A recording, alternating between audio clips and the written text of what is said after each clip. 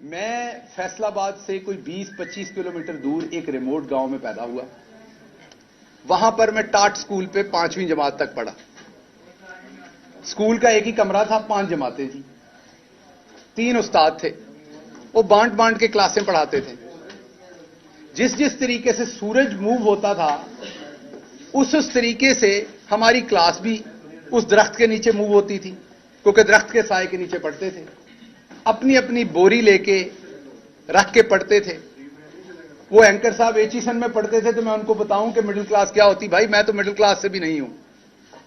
وہ تو میں نے اس لیے کہہ دیا تھا کہ آپ کہیں غصہ نہ کر جائیں کہ گل صاحب نے تو کوئی بالکل ہی اخیر کر دی ہے. تو بیسیکلی تو مڈل کلاس سے آپ ہیں, میں نہیں تھا. تو وہ بوری کے ساتھ 5ویں جماعت تک ہماری کلاس موو کرتی تھی.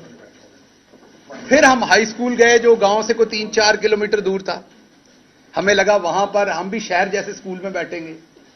وہاں جا کے ہمیں یہ پتا چلا, 2 چیزیں پتا چلی.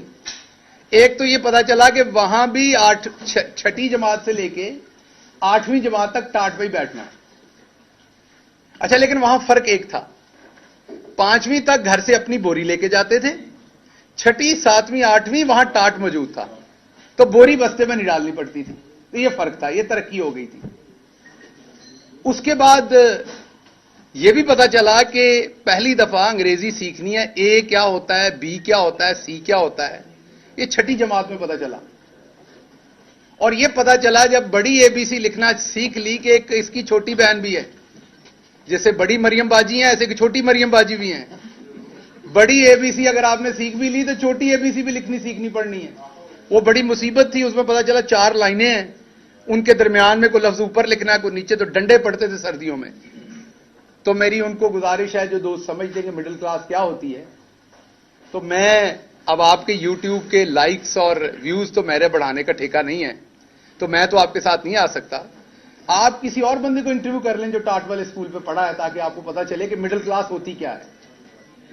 ہماری فیس ہوتی تھی ₹1.25 اسکول کی, اور گھر سے ملتے تھے 25 پیسے لنچ کے لیے. تو جناب اس کو لوور مڈل کلاس کہتے ہیں, مڈل کلاس نہیں کہتے جس سے میں بلانگ کرتا تھا. ہاں ٹھیک ہے, ہم اپنے گاؤں میں آسودہ تھے, ہم سے بھی بہت غریب لوگ تھے گاؤں کے اندر. لیکن اگر آپ سے کمپیئر کریں تو نہ ہم نے تقریباً میرا خیال پہلی دفعہ 11ویں جماعت میں پتا چلا کہ یہ پیزا بھی کوئی چیز ہوتی ہے, برگر بھی کوئی چیز ہوتی ہے. ہمارے ہاں سیب تب آتا تھا جب کوئی بندہ بیمار ہوتا تھا. ہمارے ہاں کنو کھایا جاتا تھا کیونکہ گھر کا ہوتا تھا. تربوز کھایا جاتا تھا کیونکہ گھر کا ہوتا تھا. یہی 2-3 فروٹ ہمیں پتا تھے. تو اس میں سے نکل کے شہباز گل پڑھتے پڑھاتے پی ایچ ڈی کی. شہباز گل نے لیڈرشپ میں, کیونکہ شہباز گل کے بڑے خواب تھے. 30 اسٹوڈنٹ تھے میرے ساتھ. کتنے جی؟ میرے پرائمری اسکول میں 5ویں جماعت میں جب ہم پاس آؤٹ ہوئے تو 30 اسٹوڈنٹ تھے. ان 30 میں سے ایک ہماری بہادر پاکستان بحریہ کے اندر سپاہی کے طور پر 10ویں جماعت کے بعد داخل ہو گیا, اور دوسرا شہباز گل. باقی ان 30 میں سے کسی نے میٹرک پاس نہیں کی. تو شہباز گل نے بڑے خواب دیکھے. شہباز گل سوچتا ہوتا تھا, فلمیں دیکھتا تھا ہالی ووڈ کی کہ امریکہ کی بھی یونیورسٹیاں ہیں. شہباز گل ایک یونیورسٹی میں پڑھانے گیا, میں نام نہیں لوں گا, پرائیویٹ یونیورسٹی تھی اسلام آباد کی.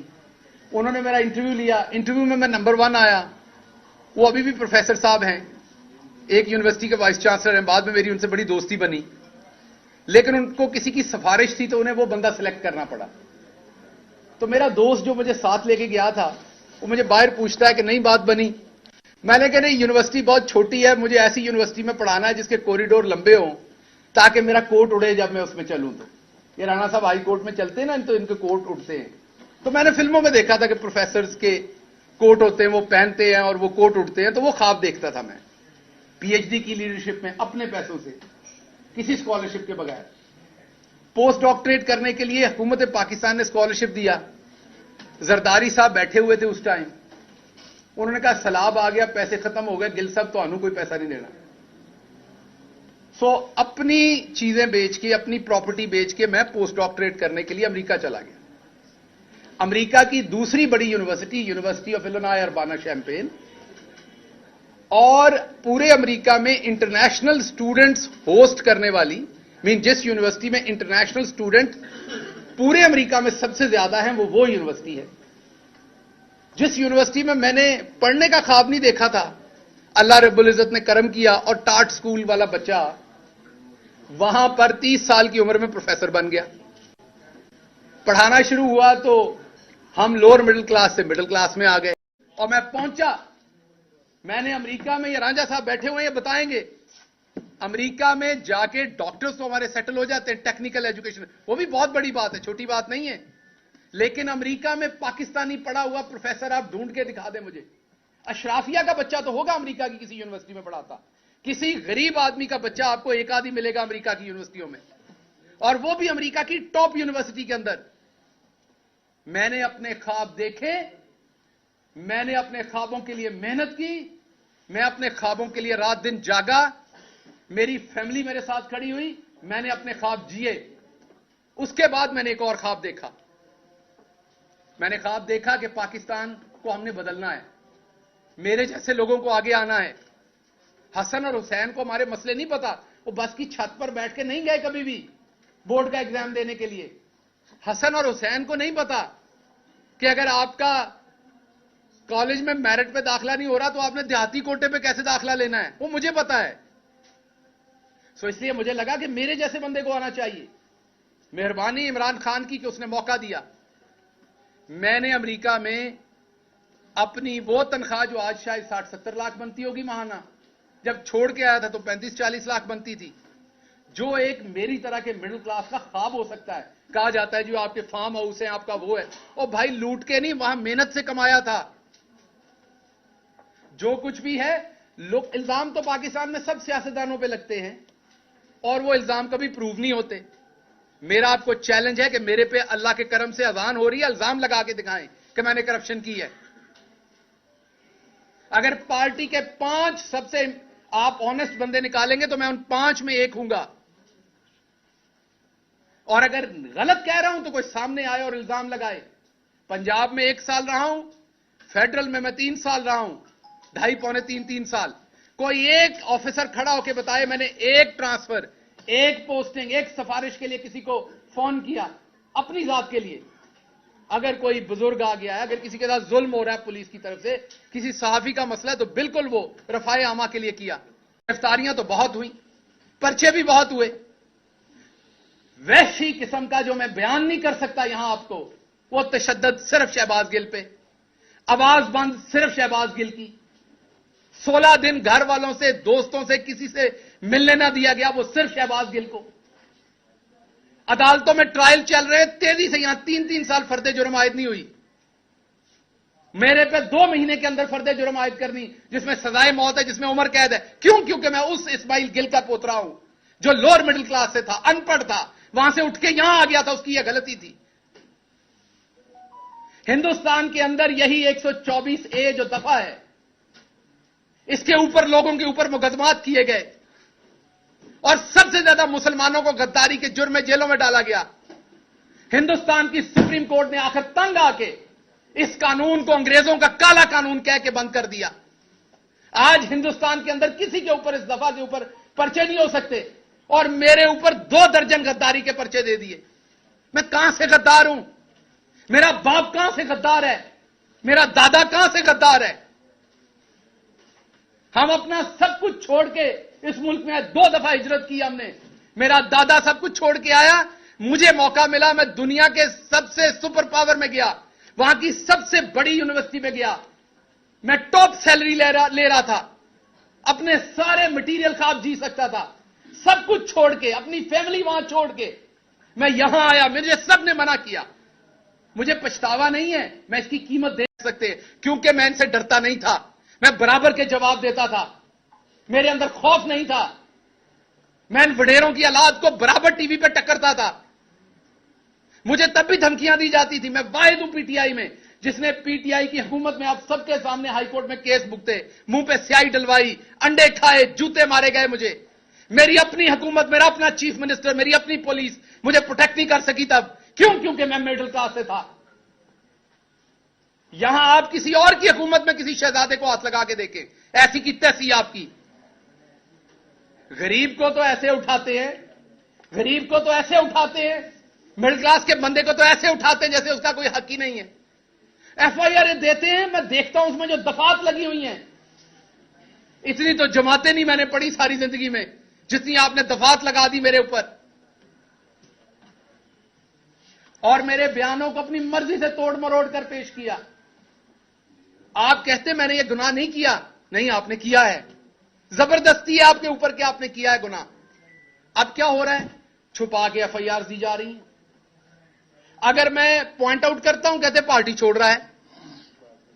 لوگ اپنے اپنے وی لاگز کے ویوز بڑھانے کے لیے شہباز گل پارٹی چھوڑنے کی سوچ رہا ہے.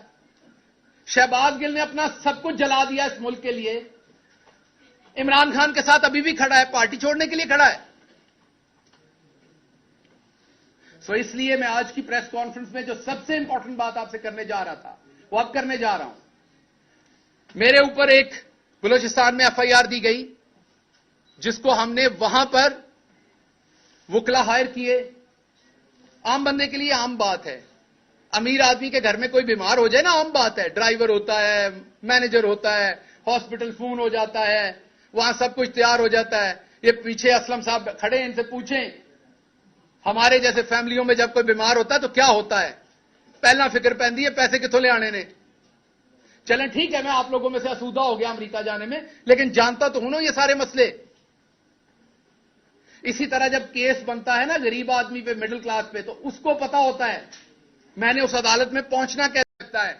میں معافی مانگتا ہوں کہ میں نے یہ خواب دیکھا تھا، میں معافی مانگتا ہوں کہ میں آپ کے برابر سمجھتا تھا اپنے آپ کو. آپ کاش مجھے شروع میں دھتکار دیتے، آپ مجھے شروع میں میری اوقات بتاتے. سو اس لیے میں دوبارہ آپ کو کہتا ہوں، میرے پہ مقدمات کرنے سامنے کریں، یہ چھپا چھپا کے نہ کریں. میں اتنا طاقتور شخص نہیں ہوں، نہ میرے پاس کوئی اتنا نیٹ ورک ہے پاکستان کے اندر کہ میں آپ کے چھپے ہوئے مقدمات ڈھونڈ لوں گا کبھی وہاں سے بلوچستان سے. وہ میں نے جہاں پہ میرے پہ مقدمہ کیا میں نے دیکھا ہے وہ 22 گھنٹے کی مسافت ہے. تو اس سے بہتر نہیں آپ ادھر ہی سزائے موت دلوا دیں؟ میرے گھر والوں کو لاش لینے کی بھی آسانی ہوگی، وہاں سے اس جیل سے کیسے لاش لے کے آئیں گے؟ تو کچھ تو سوچیں. یا یہ جرم میرا یہ ہے کہ میں مڈل کلاس سے ہوں، آپ نے پھڑکا کے رکھنا ہے؟ میں نے کبھی نہیں کہا کہ ایون نون لیگ کے کسی بندے کو آج تک میں نے نہیں کہا کہ اسے جیل میں ڈالیں.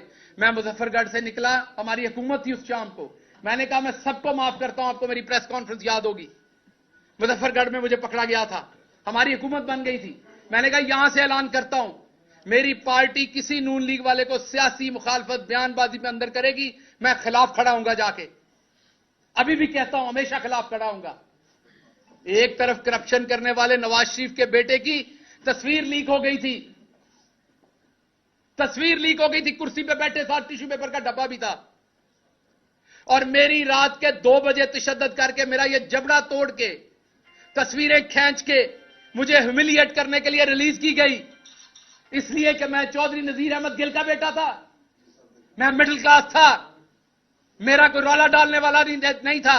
میں نے کسی صحافی کو پیٹرول پمپ یا ان کے پلاٹ نہیں دیے ہوئے تھے، میری مافیا نہیں تھی. خیال کریں کچھ، خیال کریں، یہ لا الہ الا اللہ محمد رسول اللہ کے نام پہ بنا ہے ملک. خیال کریں کچھ، اگر عام آدمی غلطی سے پہنچ جاتا خیال کریں کچھ. بڑے سارے خواب ہیں میرے گاؤں کے میرے ساتھ جڑے ہوئے.